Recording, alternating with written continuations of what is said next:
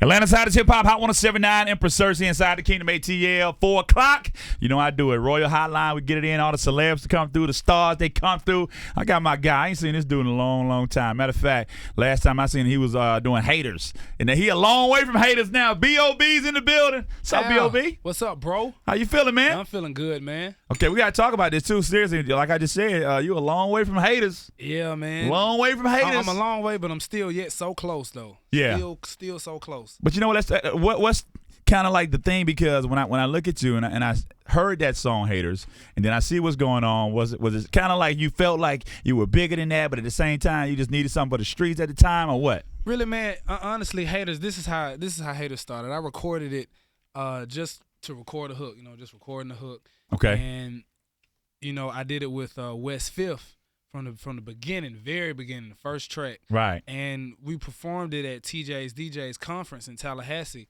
Okay. And we were just like, we were just messing around. We was like, let's just do this. And the crowd was like, yo, let's run that back. And so we saw the initial reaction then.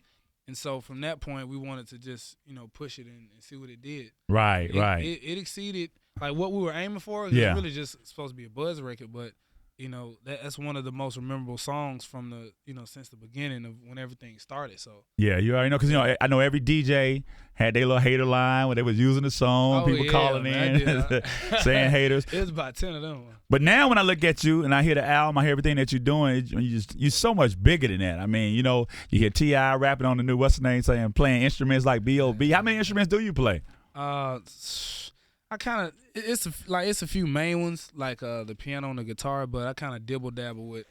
Well, the piano, guitar, trumpet are like the main ones, but I kind of dibble dabble with the cello. Messing around with some harmonicas and. So you play the cello? Drums I finally found bit. somebody. I never told nobody this, but I played the violin when I was growing up too. I did play the violin. My daughter actually plays the same violin. No, I don't play no more. My daughter, I gave it to her, and she plays the violin. Hey man, if you're ever trying to, get a little concerto cranked up. That's what it is. But you know what? So let's talk about the new album, though, man. A lot of big things going on. Well, you know what? First of all, I don't even want to get to the album yet. I'm gonna talk about what we just saw on TV. The BET Awards. I was watching the BET Awards, and I'm a big fan of all types of music, and I was trying to figure out how the whole collaboration came about with you and Keyshia Cole, because I was watching the blogs, and people kind of went in who know the song, and they felt like Keyshia Cole kind of put a whole different spin on the song, which I don't know is definitely a good thing, but it was a different thing. Yeah, we got some mixed reviews from that. Really, it was BET's decision to get Keyshia Cole in. And in rehearsal we talked about how we wanted the song to play on stage and everything. But in the heat of the moment, man, it's just a lot of emotion, man. Heavy emotion run wild. And we love Keyshia Cole. I don't want everybody to think it's saying like we bashing Keyshia Cole, because of course she is folks. Yeah, each singer they got to put their own style to the song. You know what I mean? And it was I think overall it was just it was a real emotional performance. For me. And I don't even really remember the whole thing really till I went back and looked at it. But overall though, I feel like we projected, got the place excited, especially when the curtains came up. Right. Came out, so.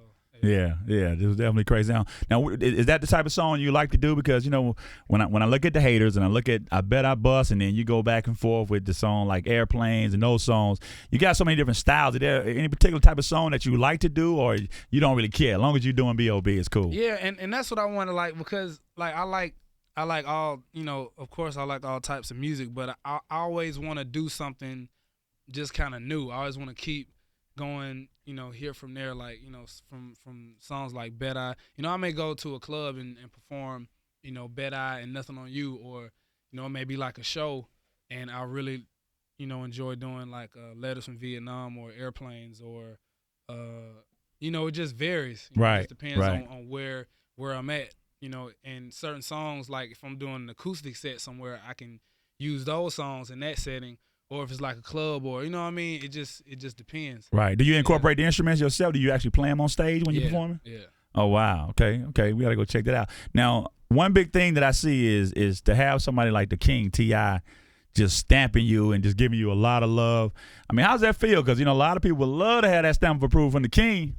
Yeah, man. Like Tip, man, just even just beyond, just beyond the name Tip, man, just when you really get to know him as a person, man, he's a real genuine person. Like he's not acting, you know what I mean? He's himself, on camera, off camera, whenever you talk to him.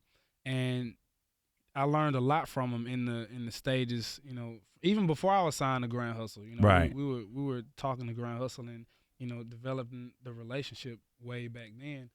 And as it's grown, just the overall connection and the bigger picture becomes a lot more obvious and clear to everybody before we even started this joint venture. Right. Yeah.